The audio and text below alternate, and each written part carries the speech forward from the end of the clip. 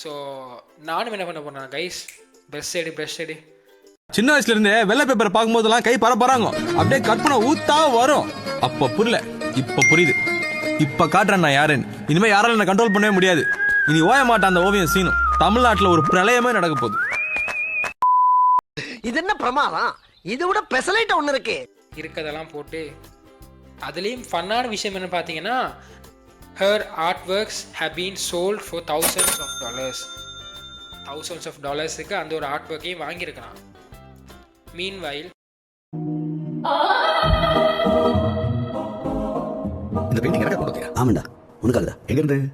London. ஓ, எவ்வளோ? 2 lakhs. எப்படி இருக்கு? இந்த ஆர்டிஸ்ட் என்ன சொல்றேன்னு புரியல. புரியலையா? பார்த்த உடனே புரிஞ்சு போய் நினைச்சேன். வேலை ஆங்கிள் இருந்து பார்க்கணும். மறக்காம சர்ப்ரைஸ் பண்ணுங்க. தேங்க்யூ.